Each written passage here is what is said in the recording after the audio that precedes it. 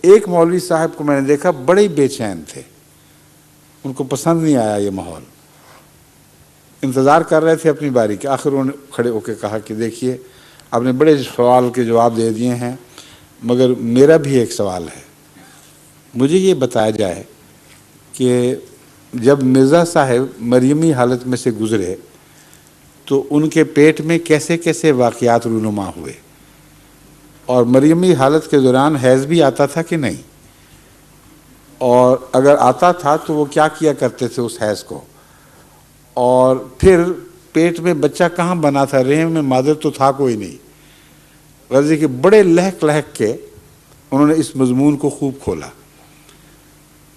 جب ان کی تسلی ہو گئی تو میں نے کہا مولوی صاحب اب تسلی فرما لی آپ نے، جو اثر ڈالنا تھا ڈال لیا، میری بات سن لیں، آپ کے سوال کا جواب میں بعد میں دوں گا، میرا ایک ضمنی سوال ہے، پہلے اس کا جواب آپ دیں۔ قرآن کریم میں اللہ تعالیٰ، یہ قرآن کریم کا حوالہ ہے، مرزا صاحب کی اپنی بات نہیں ہے، قرآن کریم میں اللہ تعالیٰ نے مومن کی مثال دو طرح ہی سے دی ہے، یا فرعون کی بیوی سے یا مریم سے۔ مریم سے تو آپ بہت بدکے ہیں اور کبھی قبول کرنے کے لیے تیار نہیں کہ آپ پر مریمی حالت طاری ہو جائے، تو فرعون کی بیوی باقی رہ گئی، تو پھر آپ سمجھائیے کہ آپ مومن ہیں کہ نہیں، اگر ہیں تو فرعون نے آپ سے کیا کیا کچھ کیا اور کیسے آپ نے ازدواجی تعلقات قائم کیے اور بیوی کے فرائض ادا کیے، ایسا اس پر وہ بے چین ہوئے ہیں اور تڑپے ہیں مولوی صاحب، کی کیا کہہ رہے ہو؟ میں نے کہا آپ حضرت مرزا صاحب کے متعلق جو ہم سب کے مطاع ہیں، قرآن کریم کی آیت کو نظر انداز کر کے پھپتیاں کس رہے ہیں، میں قرآن ہی کے حوالے سے آپ کو مجبور کر رہا ہوں، اب یہ کچھ مذاق کی بات نہیں ہے، اگر ظاہری معنی آپ نے لینے ہیں جس پر اصرار ہے تو فرعون والے آسیہ فرعون کی بیوی والا حوالے سے بھی آپ کو بھاگنے کی کوئی گنجائش نہیں رہی۔ مومن ہیں کہ نہیں، مومن کی دو ہی مثالیں ہیں، مریم نہیں بن سکتے تو فرعون کی بیوی بننا پڑے گا، اور اگر مریم پہ لفظی اطلاق کریں گے آپ حالات کا تو فرعون کی بیوی کے اوپر بھی لفظی اطلاق ہوگا، اب بھاگ کے دکھائیں۔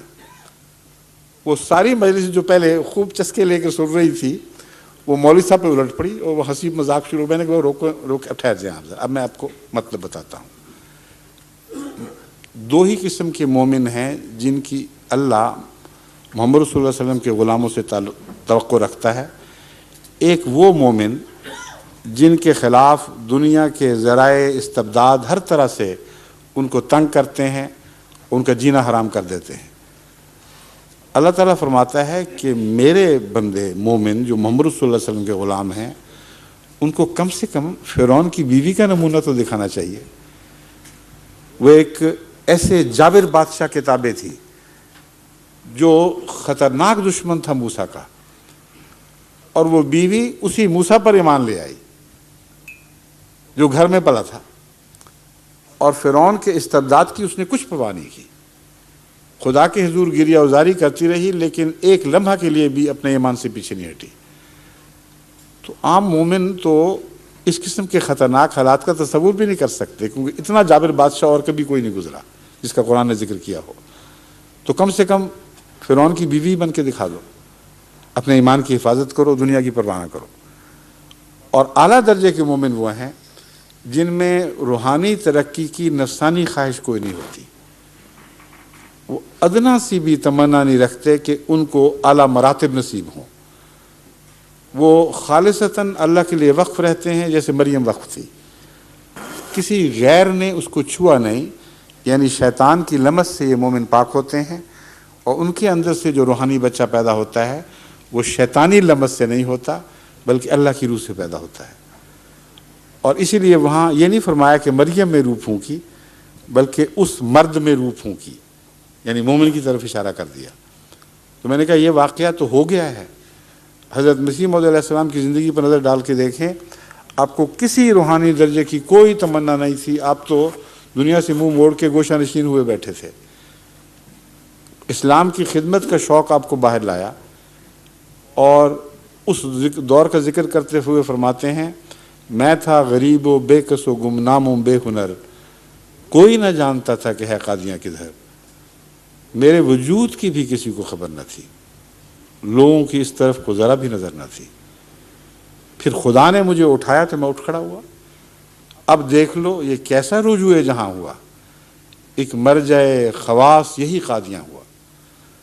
تو یہ مضمون ہے جو حضرت مرزا صاحب نے بیان فرمایا، اور اس مضمون سے پہلے آج تک امت محمدیہ میں ایک ولی نے بھی یہ دعویٰ نہیں کیا کہ اس آیت کا اطلاق مجھ پر ہوتا ہے۔ بس مسیح کیسے پیدا ہوا؟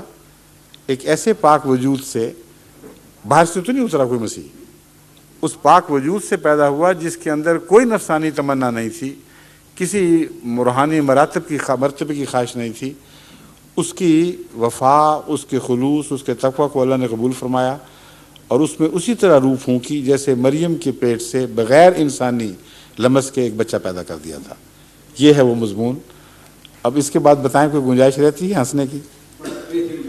جزاکم اللہ۔ ایک چھوٹا سا سوال ہو رہا ہے، یہ فرمائیے۔ وہ حضور مسیح موعود کے بارے کہ انہوں نے یہ زبانیں جو ہیں فارسی، عربی، اردو وغیرہ یہ کیسے سیکھیں اور کہاں سے سیکھیں؟ میں کرتا ہوں، جتنے بھی انبیاء ہیں خدا کے پہلے، ان کو کوئی زبانیں آتی تھیں کہ نہیں؟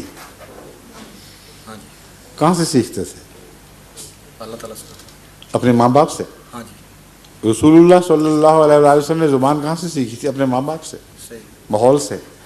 اسی طرح حضرت مسیح موعود علیہ السلام نے بھی زبانیں پہلے تو اپنے ماحول سے سیکھیں، اور پھر ایک مولوی تھا جو دیہات کے مولوی جیسے ہوتے ہیں، اس کو حضرت مرزا صاحب کی تعلیم پر گھر پر، جس طرح بچوں کو اس زمانے میں بعض خاندانوں کا رواج تھا، اسکولوں میں بھیجنے کے بجائے گھر پر بلا کر اس نے ابتدائی تعلیم دی، عربی کی بھی اور فارسی کی بھی۔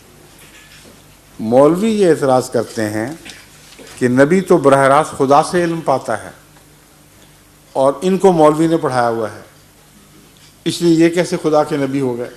خواہ وہ متبع نبی ہو، جو بھی آپ کہیں، مگر خدا سے براہ راست تو اس نے نہ سیکھا۔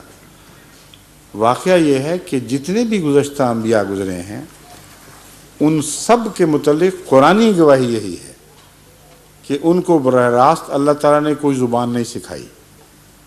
وہ مضامین پہلے لوگوں کے لکھے ہوئے باتوں سے پڑھا کرتے تھے، اور جہاں تک بائبل کا تعلق ہے، اس میں تو قرآن اتنا کھل جاتا ہے کہ یہ انبیاء جو گزرے ہیں موسیٰ کے بعد، یہ بائبل پڑھ پڑھ کر، اور ربانیوں سے یہ لوگ تعلیم پاتے تھے، تو یہود علماء بھی مدرسین سے تعلیم پا کر بنے، اور بائبل پڑھ کر انہوں نے علم سیکھا، اور انبیاء بھی انہی میں سے پیدا ہوئے۔ بس یہ تصور مولویوں کا اپنا بنایا ہوا ہے، اور یہ تصور بنانے کی بنیاد انہوں نے یہ رکھی ہے کہ آن حضرت صلی اللہ علیہ وآلہ وسلم کو قرآن کریم نے امی قرار دیا ہے۔ وہ کہتے ہیں کہ محمد رسول اللہ امی تھے، اس کا مطلب ہے کہ آپ نے کوئی تعلیم کسی مدرسے سے حاصل نہیں کی۔ اس وجہ سے ہمیں ماننا پڑا کہ تمام تعلیم اللہ ہی نے دی، یہ درست ہے۔ مگر یہ محمد رسول اللہ کا خاصہ ہے یا ہر نبی اس میں شریک ہے؟ اگر ہر نبی ہی امی تھا تو حضرت محمد رسول اللہ صلی اللہ علیہ وآلہ وسلم کا کیا امتیاز ہوا، کیا خصوصیت ہوئی کہ صرف آپ ہی کو نبی امی کہا جائے؟ پھر تو 1,24,000 امیین میں سے ایک یہ بھی امی تھے۔ بس آپ کا لقب امی نبی ظاہر کرتا ہے کہ یہ حضرت محمد رسول اللہ صلی اللہ علیہ وسلم کے ساتھ اللہ تعالیٰ کے ایک امتیازی سلوک تھا کہ جس کو تمام جہانوں کا معلم بنانا تھا، اسے الف بے بھی نہیں پڑھنے دی، اور جو علم عطا فرمایا خود عطا فرمایا، لیکن الف بے کا علم پھر بھی نہیں عطا فرمایا، کیونکہ جب رسول اللہ صلی اللہ علیہ وسلم نے سورہ حدیبیہ کے موقع پر دستخط کرنے تھے تو فرمایا کہ دیکھو بتاؤ کہاں کیا لکھا ہوا ہے، مجھے بتاؤ میں کہاں دستخط کروں۔ نبی بن چکے ہیں، اور فتح مکہ سے 2-3 سال پہلے کا واقعہ ہے کہ آپ ابھی تک الف بے پڑھنا نہیں جانتے، اپنا نام لکھنا صرف سیکھ لیا تھا دستخطوں کی خاطر۔ تو معلوم ہوا کہ جس انسانی تعلیم سے آپ کو محروم رکھا گیا، وہ تعلیم خدا نے خود بھی نہ دی۔ محروم اس لیے رکھا گیا تاکہ کوئی یہ نہ کہے کہ پڑھ لکھ کر اس نے دوسری الہی کتب کی نقل ماری اور علم بائبل سے حاصل کیا یا دوسرے صحیفوں سے حاصل کیا، اور سب دنیا کے معلم کو سب سے زیادہ امی کے طور پر پیش فرمایا ہے۔ اس امتیاز میں نہ پہلے کوئی نبی شامل نہ بعد والا ہو سکتا ہے۔ اگر یہ توقع رکھیں کہ امام مہدی بھی امی ہوگا تو اس کا مطلب یہ ہے کہ امام مہدی قرآن نہیں پڑھ سکے گا، حدیث نہیں پڑھ سکے گا۔ اگر وہ سن کر تعلیم حاصل کرے تو پھر بھی طالب علم بن گیا اور مولوی کا پڑھایا ہوا ہو گیا۔ اگر اس کو ایسی جگہ رکھا جائے کہ کان میں اشارتاً بھی کوئی لفظ دور کی آواز سے بھی نہ پڑے تو پھر وہ امی بنے گا۔ تو کیا اس پر قرآن دوبارہ نازل ہوگا؟ کیا احادیث اس پر دوبارہ نازل ہوں گی؟ اس لیے یہ تصور ہی جاہلانہ ہے کہ مرزا صاحب نے مولوی سے تعلیم حاصل کر لی۔ ہر نبی تعلیم حاصل کرتا تھا، امی صرف محمد رسول اللہ صلی اللہ علیہ وسلم نہیں ہے۔ سمجھے؟ جزاکم اللہ، شکریہ۔